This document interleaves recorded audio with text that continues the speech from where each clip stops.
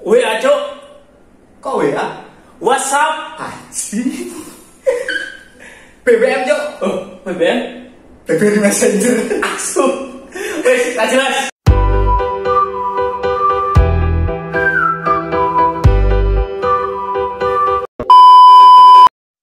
Baca. Halo cok. Kembali ke Rak IDW. Aku Yeriko Steven. Saya Holly Brian. Nama kita Steven Brian. Apaan? Bulan capek itu. Melawak nih orang. Aduh. Ya, kembali bersama kita. Di sini kita akan bercerita tentang awal. Apa itu awal? Langsung simak aja. Sebelum itu, jangan lupa Like dan jangan di komen. ya di komen lah. Jangan di komen. Komen, lalu jangan lupa like-nya. Subscribe cok. Subscribe itu gratis. Iya. Oke. Oke. Dan pencet tombol lonceng di bawah ini. Di sini yuk. Kalau saya bisa subscribe banyak, saya subscribe sendiri banyak. Karena saya butuh bantuan Anda semua. Oke. Yuk. Oke, langsung kembali. Jadi di sini kita akan mengenang masa saat-saat kita lulus sekolah ya, lulus sekolah SMA. Jadi pertama gimana kita proses awal lulus, terus sampai akhirnya kita bisa bertemu. Nah, Pertama, jadi kita di sini pasti akan bercerita awal-awal kita bagaimana ketemu, karena gini kan temanya awal kan. Ya harus diawali. harus diawali. Kalau nggak diawali namanya bukan awal. Kalau awal itu apa Pak? Awal itu bukan akhir. Tapi menurut saya itu awal tuh emang penting ya, karena kalau nggak diawali nggak masuk ya. Nggak jelas ini. Lanjut aja. Dimulai dari Pak Yeriko mungkin. Oke, dari saya awalnya itu saya lulus dari sekolah di Sragen, sekolah SMA ya, SMA di Sragen. Lalu saya lulus, saya itu di saat itu saya itu bingung mau sekolah di mana saya. Saya harus sekolah di mana dengan kondisi minim nilai, minim nilai ya. Jadi bingung. Maklum orang bodoh sih. Jadi lulus SMA, itu saya mau daftar SNMPTN. Tapi pasti nggak lulus. Nah, itu kan. Jadi daftar SNMPTN itu waktu itu daftar di kalau di namanya juga di Jawa Tengah ya, di Sragen dekat Solo, UNS, Undip dia itu ambil teknik mesin. Iya. Tapi ya pada ya karena nilainya terbatas akhirnya nggak lolos. Nah, Sempet nganggur ya setahun ya. dulu. Jadi itu gue itu ngefans Gue. Jadi saya itu ngefans sama Pak Habibie. Jadi ngefans Habibie, makanya saya pilih teknik mesin. Terus saya ikut SBMPTN. Jadi saya itu ikut SBMPTN. Saya daftarnya itu teknik mesin UGM sama ITB. Pilihan pertama tetap ITB karena ITB adalah itu tadi sekolahnya Pak B.J. Habibie. Jadi kenapa saya pilih sekolah situ? Tapi hasilnya tetap sama, gagal. Bapak berarti pengen nyiptain pesawat ya? Ya, Fly. mabuk gitu kan? Iya. Wow. Beda lagi. Ya. Jadi saya itu nggak lolos, akhirnya saya merasa frustasi mau daftar sekolah di mana. Akhirnya saya daftar sekolah yang swasta. Tapi swasta itu saya keterima di sekolah swasta terkenal di Jogja. Tapi jurusannya ekonomi bisnis. Tapi bagus lah, ekonomi itu kan masa depannya pasti berhubungan sama duit lah, perhitungan lah. Enggak, kalau saya di situ saya mikirnya situ banyak ceweknya. Wah anjir. Makanya akhirnya di situ karena bapak saya lulusan dari situ juga, dari kampus situ juga. Terus akhirnya udah keterima, tapi nggak saya ambil. Orang bodoh aja sombong. Nggak saya ambil karena saya masih pengen ngejar yang Pak Habibie itu. Teknik ya? Teknik. Akhirnya karena frustasi udah pulang ke rumah di Jawa Timur. Istirahat setahun. Ya, jadi rumah saya itu di Sragen itu ada rumah yang saya. Terus yang di Jawa Timur rumah orang tua saya. Saya kembali ke Jawa Timur, itu pasti banyak cercaan dari tetangga. Kok itu setelah lulus nggak kuliah, setelah lulus itu ngapain? Nah di situ saya merasa, wah, saya merasa anaknya nggak berguna ini, anjir ya. Sampai sekarang pun saya nggak berguna, men. Jadi saya merasanya kenapa ya itu saya penting. Padahal teman-teman saya udah pada kuliah. Akhirnya saya belajar itu semua belajar ke kampung Inggris. Kampung Inggris biar bahasa Inggris saya bagus untuk mengikuti SBM selanjutnya. SBM selanjutnya. Di sekolah Inggris tuh 3 bulan ya berarti ya? Ya, sekitar 3 bulan. Di sana juga saya sempat dapat gitu kenalan-kenalan. Ya, karena di sana kan banyak dari orang-orang jauh. Jadi kampung Inggris itu kalau lo tahu dia di Pare, kecamatan Pare di Kediri. Jadi di situ banyak orang lain. Terus ikut SBM lagi, ngambil ITB lagi. Saya ambilnya minyak sama teknik mesin ke dirgantaraan. Jadi ke pesawat kan. Gak lolos lagi. Tapi situ gak lolos.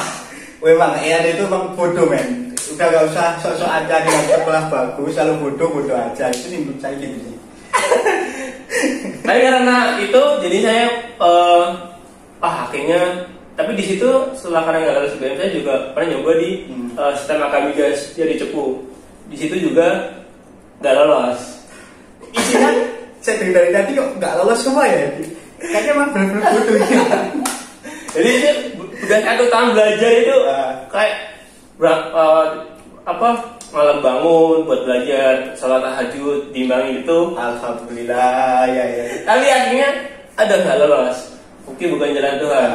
Tapi setelah itu saya daftar di Politeknik Admi di Surakarta. Kata orang itu kan dia sekolah Jerman, Jerman. Di sana bagus, nanti kan lulus bisa tuh Jerman. Nah, karena ada kata Jermannya, saya mikirnya ke Pak Habibie. Pak Habibie di Jerman ya. Masih yang tadi ya? Iya. Ngeflash. Akhirnya gue daftar di PT di Politeknik Solo. Di situ akhirnya gue ngambil teknik mesin industri dan keterima. Sampai kuliah di situ ya? Iya. Kalau dari tahun. Ya. Gitu. Kalau saya awal-awal itu dulu kan saya dari SMA negeri paling bagus terbaik di Kartasura. SMA negeri 1 Kartasura. SMA negeri satu-satunya di Kartasura dunia. Karena cuma adanya itu. SMA negeri cuma itu. Tapi bagus itu, ceweknya banyak, cantik-cantik. Kayaknya. Kalau saya itu anonimnya dia kan bodoh. Anjir. Saya itu ya nggak pinter tapi pinter banget sih saya. Saya dulu dari SMA Negeri 1 Kartasura. Awalnya sih saya pengen coba di SMK SMK Mikael. Iya SMA-nya yang di Admi. depannya masih saya biasa sama Admi kan. Dulu saya sebenarnya mau SMK langsung lulus langsung lanjut kerja gitu kayaknya dulu. Ya. Tapi akhirnya saya daftar telat sampai satpam. Pak, mau daftar sekolah. Ternyata udah tutup pendaftaran kan pendaftarannya beda sama sekolah-sekolah negeri kan. Jadi kalau di Mikael itu lebih awal ya? Mikael lebih awal. Kalau biasanya sekolah negeri lainnya gitu setelah habis ujian terus keluar ijazah biasanya baru pendaftaran. Kalau Mikael enggak, sebelum keluar ijazah pun sudah mulai penerimaan ya. Karena itu banyak orang yang mendaftar di situ. Banyak. Dan setelah juga banyak orang-orang luar daerah. Ya banyak kan malah yang sekolah di situ orang luar daerah, luar Solo sih sebenarnya sih. Karena udah terkenal itu ya kan lulusannya juga bisa bekerja di industri-industri terkenal di Indonesia. Ya, sudah tercoba ya. Saya gagal di Mikael karena bodoh. Saya pintar. Anonimnya situ. Kan kalau situ bodoh, saya anonimnya pintar. Ya, terus akhirnya saya setelah SMA 1 sampai habis lulus, sebenarnya saya sudah daftar polisi sama bapak saya. Habis lulus SMA itu? Polisi, karena saya sadar diri kan saya pendek kan. Kan polisi harus ganteng katanya. Kalau ganteng modal udah, cuma pendek doang. Modal? Iya. Apa? Ganteng. Tampang aja masih itu. Tapi saya nggak mau sih kalau sekolah dulu jadi polisi. Akhirnya saya ikut SNMPTN sama dia. karena saya pintar. Sama dia siapa aja? Kamu. Oh. Matamu itu. Gak ada dulu habis sampai mana tadi? Enggak kuliah. Polisi saya nggak mau, saya akhirnya ikut SNMPTN saya lolos di UNS pendidikan teknik dan pendidikan jadi guru SMK gitu.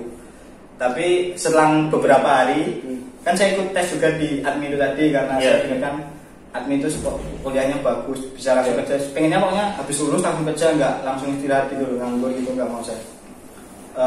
Akhirnya admin juga keterima. Saya tanya ke orang tua kan karena admin juga bayarnya juga nggak murah ya. Saya dari orang miskin mas. Kalau itu berarti anonim saya. Oh iya saya kaya. Amin. Ya bodoh lah. Orang sini pintar tapi miskin. Nggak miskin sederhana sih. Cukup semuanya cukup. Serba kecukupan.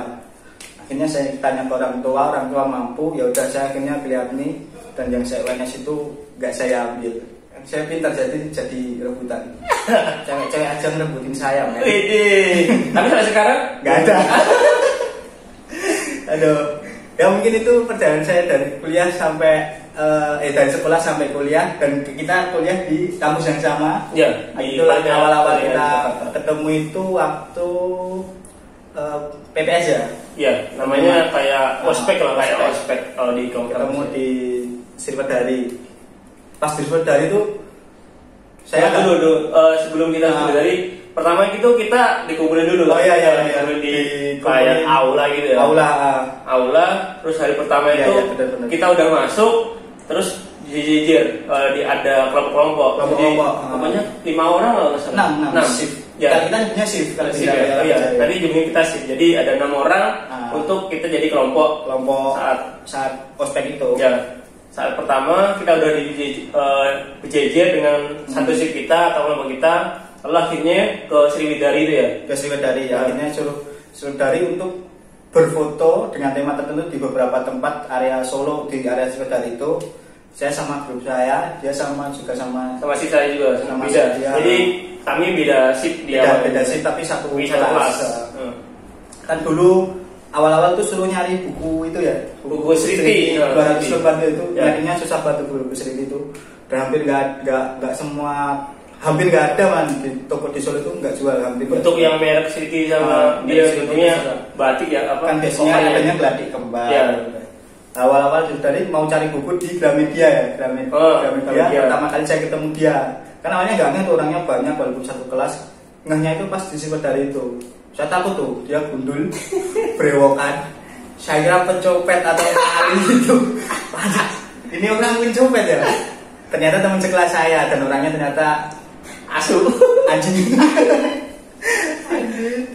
Terus kita ketemu hanya PPS bareng ya. Kita sering kalau ada tugas kita sering kumpul bareng ya. Iya.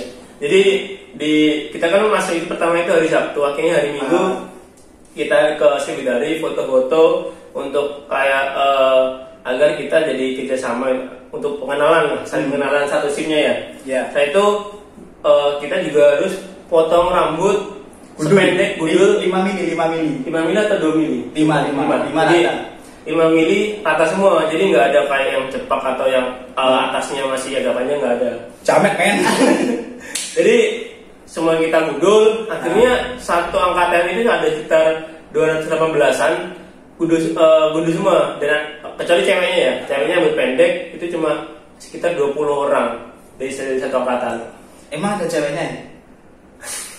Ada juga. Oh, kayak itu, wah dulu itu pernah nggak bercita-cita gini? Kita kuliah, tujuannya kuliah kan juga udah dewasa kan, pasti sekalian cari jodoh gitu kan ya. Bener. Saya juga gitu. Wah ini admin nih. Kan mohon maaf ya, bukan maksud rasis atau apa. Wah ini mungkin banyak orang Chinese atau apa. Saya dulu gitu. Nyari yang putih. Buat yang putih, kalau saya kan ya eksotis sih. Berbagai keturunan. Saya dulu ekspektasinya wah kuliah nih cari jodoh gitu. Pas masuk ke sana, ya modelannya kayak ini. Berewokan. Ada cewek tapi 10% ya, sekitar 20 orangan itu ya. Tapi itu beda jurusan, kalau kita kan teknik mesin. Jadi teknik mesin itu 50% dari angkatan itu teknik mesin, itu laki semua. Dan ceweknya itu di beda jurusan, ada dua jurusan yang lain lagi. Ceweknya itu di situ semua. Jadi di angkatan kita itu cowok semua. Jadi makanya kita kalau di sekolah itu saat aspek juga ngomongnya belak-belakan semua, karena udah cowok semua, udah kita ngomong asu bajingan itu udah biasa. Jangankan kita, terus ya kita kan terus selain cewek ya, kita kan dulu berharap kalau kuliah itu bisa santai kayak sekolah kan, sekolah ya, 100% gitu kan. Kalau kuliah kan biasanya rata-rata kalau lihat orang kuliah itu enak banget, berangkat siang baru 1 jam udah pulang lagi, alasan dosen nggak ada. Kalau di kita beda ya, malah lebih kejam dari sekolah lagi, absen itu minimal 100%. Kalau jadi kalau nggak masuk harus mengganti dengan hari lain. Kan kita juga dari SMA ya, maksudnya juga emang dulu kami SMA negeri. Kalau masalah jam pelajaran kan ya nggak terlalu ketat sih, walaupun tapi nggak terlalu ketat. Tapi kalau di ini disiplinnya benar-benar mantep. Jadi di ospek itu kita masuknya itu sekitar jam 7 ya, jam 7 pagi masuk. Jam 7. Tapi harusnya jam 7 kurang 5. Kalau jam 7 kurang 5 lagi berat harus nuker itu. Ya, karena kita harus kalau kita nyebutnya harus absennya pakai kartu yang kita tempel. Jadi itu kan nanti ada waktunya. Jadi jam 7 kurang 5 itu kita harus sudah absen sampai ke aula. Dan saat ospek pun kita pulangnya itu kita jam 10 malam ya. Jam aspek dari ospek bukan jam 7, maaf tadi salah itu. Ya kalau jam pelajaran memang jam 7, tapi kalau pas ospek itu inget banget saya. Kan jam 6 kan, kita suruh berangkat harus sampai sana sebelum maksimal jam 6. Jam 6 ya? Jam 6 sampai jam 10 malam. Ya, habis 10 malam. Jadi kalau istirahat itu nggak apa-apa. Dikasih tugas nyari barang susah-susah, kayak minum kafur, snack bubuan. Padahal apa itu? Lais itu padahal. Ya, bubuan. Jadi dulu itu kita pulang jam 10, terus dikasih tugas itu kan. Banyak tugas. Nah, terus nyari apa? Jadah apa ya? Wajib. Wajib kita harus ukur karena kelas teknik harus diukur berapa presisi. Ya, kepresisan berapa sentimeter mili ya? Berapa mili. Terus apa namanya? Kita nyari ke pasar. Nah, saat itu kan saya yang luar kota, nggak tahu dari Solo. Jadi bingung. Jangan kan situ saya orang Solo aja nggak tahu daerah Solo semuanya. Nggak pernah keluar saya. Saya duluan alim. Ya, sering ngaji. Bener aja. Bener. Saya dulu guru ngaji. Waktu di kampung ya. Waktu di kampung. Saya dulu teladan. Sekarang? Alhamdulillah masih bisa ngaji. Alhamdulillah. Betul. Minum dulu. Ngapain lagi? Oke, jadi setelah itu saya beli nyari sama Koli nih. Koli karena saya nggak tahu Solo itu pasarnya mana, kita nyarinya mana. Tahunya itu dulu cuma Indomaret sama Alfa ya, sama Alfa. Nah, sebutin aja apa. Sama Alfa akhirnya ya cuma itu. Kalau ada apa-apa kayak mesin makanan bukuan itu kita nyarinya di situ. Dan sedangkan kalau yang nggak ada, pasti kita saling bantu. Oh, ada yang nyari ini, ada yang nyari ini. Jadi kita juga disuruh untuk kekompakan ya. Adanya kekompakan gitu. Saya respect gara-gara itu kan kita saling solid, kekompakannya bagus dan keluarganya bagus. Dan kita tuh nyari itu sampai jam 2 sampai jam 3. Jam 3 pagi tuh. Belum benar-benar nggak tidur itu. Tidur. Itu terus akhirnya tidur bentaran, besoknya masuk lagi jam 6 lagi. Jam 6. Bayangin, wah itu kuliah atau dikultumi itu. Jadi kalau terlambat juga ada hukumannya. Ada hukumannya. Namanya juga orang baru, semuanya juga dengan kedisiplinan. Pasti kita kalau mau telat kan juga nggak enak kan. Karena kalau ada yang telat, pasti semuanya dapat kena dampaknya. Kenapa satu orang ini nggak kamu ajak untuk disiplin? Itu yang bagusnya. Tapi emang sih keras sih. Tapi kan ada beberapa teman kita yang nggak kuat ya. Akhirnya resign ya. Saya sendiri juga gitu pertama Mas Riko. Wah, saya ini manggil Mas Riko jelek banget. Ya, Mas Riko. Enggak. Saya dulu awal-awal kan saya dari SMA ya. Saya dulu kan anaknya pinter, agak culun dikit, pakai kacamata saya dulu. Uis. Saya dulu lagi satu terus. Ini. Suruh Dari belakang. Enggak men, tengah-tengah. Suka tengah-tengah. Ya, saya dulu dari SMA kan agak kaget dengan budaya seperti itu. Iya, Sangat ketat banget. Pasti Tapi sebenarnya kopannya bagus. Saya dulu sempat berpikir gini, asem ki sekolah opo? Mosok aku ki pengen sekolah malah dibayang ngene iki sampai saya bilang ke ibu saya sama kakak saya, ibu saya pengen, "Bu, aku pengen apa tulisan apa tulisan aja gitu loh." Pindah kuliah ya. Pindah kuliah lain, saya ambil yang UNS itu tadi. Iya. Tapi ibu saya ngomong, "Le, wis dikuat-kuatin." Gitu akhirnya saya lanjut Ya, karena ada support dari ibu ya. Support dari orang tua. Ya kalau saya juga sama, pertama udah ke situ, terus suruh nyari barang-barang, bingung. Apalagi dengan kondisi itu, uang saya juga pas-pasan juga. Karena kan kita nggak tahu harus beli-beli apa. Tadi katanya kaya, dia bilang pas-pasan. Udah bodoh tukang ibu lagi. Aduh. Itu pas kaya. Oh pas kaya. Nggak, tadi karena kita nggak tahu kalau harus nyari seperti itu. Jadi pokoknya kan kira-kira itu kan cuma buat 1 minggu kan. Karena saya itu juga belum dapat kos-kosan kondisinya. Jadi rencana saya kan saya ada teman di situ, makanya saya numpang dulu, dengan bawa uang yang buat 1 minggu. Rencananya minggu depannya itu baru orang tua saya datang nyariin kos-kosan. Iya. Makanya itu. Tapi dengan itu dia ada beberapa tugas itu. Ya, tugas itu jadinya bingung. Ini saya harus nyari kemana, uang juga ini. Akhirnya minta tambah juga karena terpaksa kita harus. Jadi di kita itu ada suruh membuat kayak topi ya, caping. Nah, caping itu ada ukuran sama rubuhnya sendiri. Diameter berapa, tinggi berapa harus sesuai. Jadi topinya kalau caping saya kan lancip ini ya. Jadi di sini tuh ada lingkaran, jadi dipotong dengan nanti diameternya itu harus dapat saat diukur.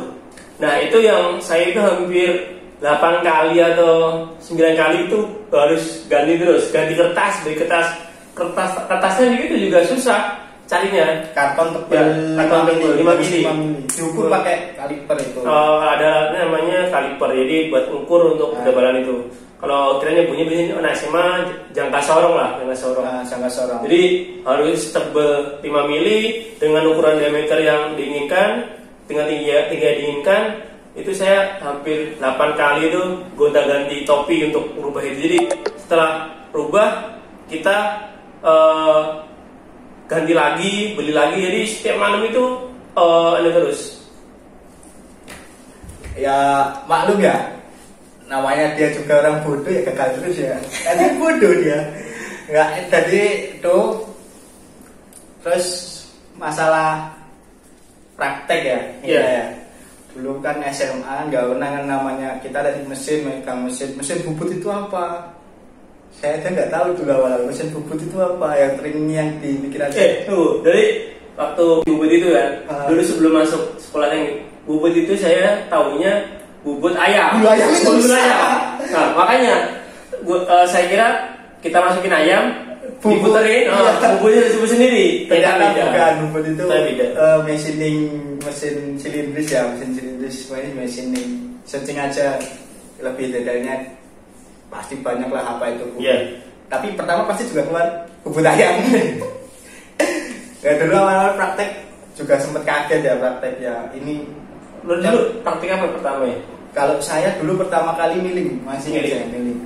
Enggak. Wah, benchmark ngikir saya. Jadi ngikir itu ya, benda pijat itu. Benda besi itu diikir. Ukurannya itu plus minus 0,02 mm dan bagian SMA kan nggak boleh cembung tuh semua. Harus flat ya, harus flat. Jadi ukurannya bendanya sekitar segini, benda pejal itu lebar segini, lalu tebalnya itu segini. Itu harus flat semua. Itu juga ngasah feeling, ngasah kesabaran. Ya. Jadi kalau saya sih setiap pelajaran yang diberikan oleh ini pasti ada nilainya masing-masing sendiri. Ada nilainya sendiri. Termasuk dari praktek juga. Mengikir itu kalau kita itu dilatih untuk kesabaran ya, kesabaran. Merasa gimana caranya untuk melatih mental kita, karena kalau yang nggak sabar pasti emosinya kalau udah emosi bakal bendanya Nggak kita karuan. ya bisa nanti akhirnya kita mulai ulang lagi. Padahal itu kurang sedikit lagi. Jadi itu. Terus kalau saya dulu waktu itu pernah Pertama itu gambar. Jadi gambar teknik. Jadi Gambar gunung gitu. bukan. Bukan. Jadi saya juga nggak kirain gambarnya itu mudah. Oh, iya. Ya, gambarnya ya kayak bangunan atau apa buat itu, tapi ternyata beda. Kita suruh gambar kayak yang mau kita kerjakan di mesin. Ya. Nah, dan itu kerjanya kan kita kayak kertas gambar ya, pakai kertas kaki terus pakai meja gambar, suruh berdiri gambarnya. Anjir. Ya, kan kita praktek semua rata-rata Ya. 8 jam gitu. Ya. Karena biasanya sekolah duduk tuh. Makanya. Wah, dengkul saya itu pegel banget. Banyakan soalnya kayak Banyak kan? minum. Ya. Minum air putih. Makan minum. Dulu saya banyak kekurangan minumnya. Dengkulnya wah pegel Ya. banget rasanya. Jadi yang biasa kita duduk setelah praktek langsung kita berdiri 8 jam. Jadi selama 3 hari itu kaki saya itu apa kayak itu jarum lah ya, bahasa bahasa Jawanya jarum lah. jarum. Jadi rasa pegel-pegel semua. pegel terus ya. Pegel terus ya itu sampai 3 hari itu jalan akhirnya saya terbiasa. Akhirnya terbiasa berdiri. Tapi sekarang kalau suruh berdiri semangat ya. Apalagi kalau ada cewek itu berdiri terus saya. Tegak. Tegak. Oh. Hampir 180 derajat lah kalau berdiri laki-laki men. Tapi bawahnya nggak berdiri. Itu bawahnya. Saya kira kamu ya. Oke. Nah, terus waktu kita pertama kan kita juga bingung nyari yang di Solo itu makan apa ya. Makan. Kalau saya bukan orang asli Solo ya, jadi makan di rumah. Awal-awal di rumah. Karena orang-orangnya kayak dia ini, akhirnya saya pilih makan di luar yang dibayarin, kan saya orang menengah ke bawah tadi. Yang dia awalnya kaya, sekarang pas-pasan tadi. Pas-pasan. Dulu pasannya makan apa lu? Itu waktu seneng itu makan mie nyemek kalau di Solo bilangnya. Kalau saya mie nyemek nggak terlalu itu sih saya sih. Saya sukanya malah yang di depan ATMI itu. Di depan ATMI.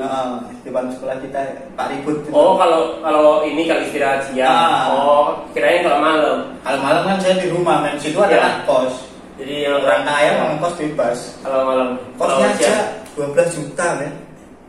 1 tahun. Malahan.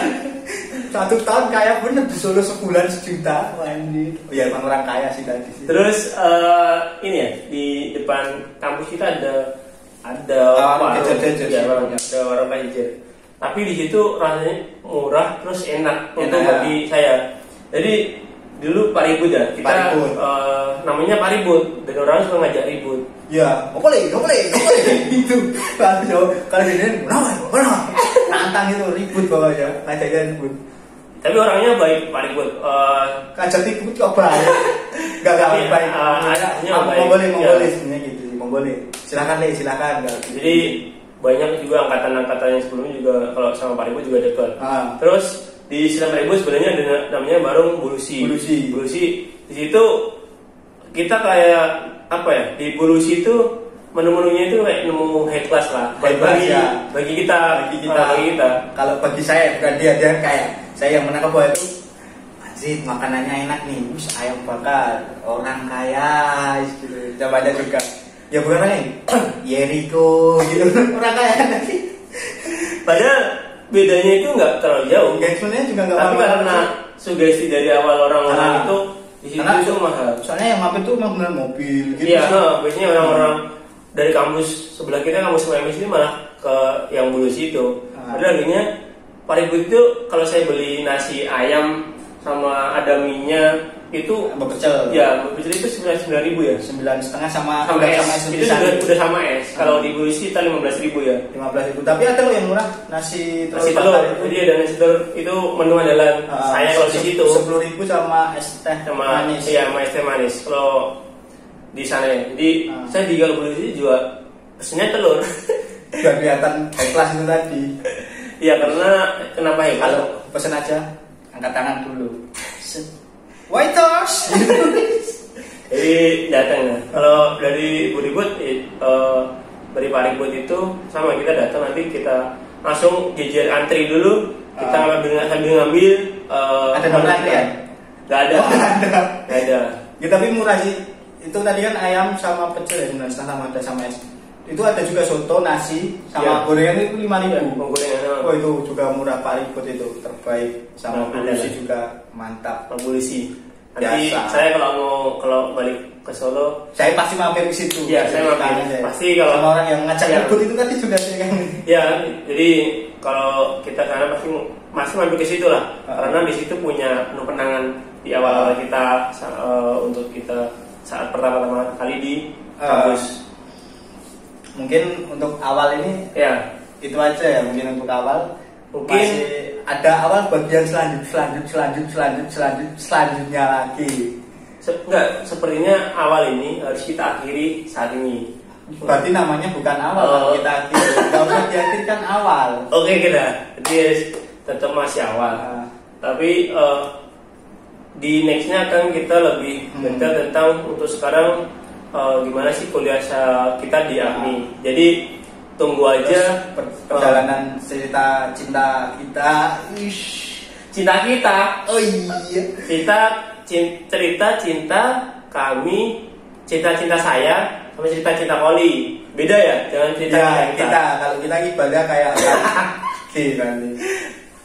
Ya pokoknya ada lagi cerita cinta atau apa nanti di bagian-bagian selanjutnya. Ya, tapi yang pertama nanti pasti akan ada tema tersendiri saat kita upload video. Jadi untuk teman-teman semua, untuk saudara saya, jancok sing jancok kabeh. Kabeh kue cuk. Jadi ojo lali. Jadi jangan lupa di like, jangan di like. di like cok. Oh di like, Di subscribe, jangan di subscribe. di subscribe cok. Subscribe. Dan jangan lupa komen di bawah ini untuk masukan buat kita semua.